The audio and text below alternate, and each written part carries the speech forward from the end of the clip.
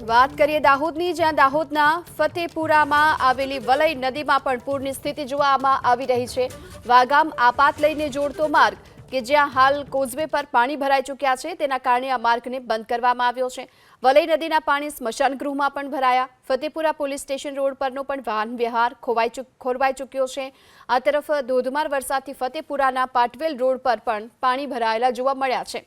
દાહોદના ફતેપુરાની વલઈ નદીમાં હાલ પૂરની સ્થિતિ છે અને સીધા જ આ પાણી છે એ વાગામ આપાત લઈને જોડતા માર્ગ ઉપર ફરી વળ્યા છે અને અહીં આ કોઝવે વાહન વ્યવહાર માટે હાલ તો બંધ થઈ ચૂક્યો છે। બીજી તરફ વલઈ નદીના પાણી સ્મશાન ગૃહ સુધી પણ પહોંચ્યા।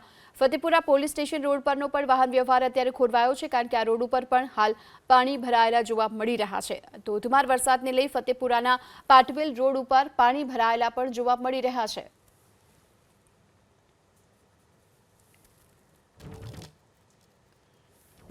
દાહોદમાં પણ મેઘરાજાએ ધમાકેદાર બેટિંગ કરી છે। દાહોદમાં પણ સતત હાલ વરસાદી માહોલ છે। લીંબડીની માછડ નદી અત્યારે બે કાંઠે વહેતી જોવા મળી રહી છે। લીંબડીથી સંજેલીને જોડતો રસ્તો હાલ બંધ થઈ ચૂક્યો છે, કારણ કે આ રસ્તા ઉપર માછડ નદીના પાણી ફરી વળ્યા છે। દાહોદમાં મેઘરાજાએ ધમાકેદાર બેટિંગ કરી છે। સતત વરસાદને લઈ નદી નાળાઓ પણ છલકાઈ રહ્યા છે। લીંબડીની માછડ નદીમાં પણ ઘોડાપૂરની સ્થિતિ છે અને માછડ નદી બે કાંઠે વહેતા હાલ લીંબડીથી સંજેલી તરફને જોડતો રોડ કે જે હાલ બંધ થઈ ચૂક્યો છે, કારણ કે અહીં આ નદીના પાણીએ સામ્રાજ્ય જમાવ્યું છે। તો લીંબડીથી સંજેલીને જોડતો રસ્તો બંધ થતા લોકોને પણ હાલાકીનો સામનો કરવાનો વારો આવ્યો છે। માછડ નદીમાં સતત પાણીની આવક જોવામાં આવી રહી છે અને તેને લઈ આ પાણી રોડ રસ્તા પર ફરી વળ્યા છે।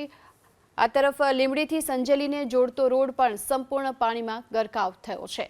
આસપાસના ગ્રામ્ય વિસ્તારોમાં પણ હાલ તો આ પાણી જોવા મળી રહ્યા છે। ખેતરોમાં પણ નદીના પાણી ફરી વળ્યા।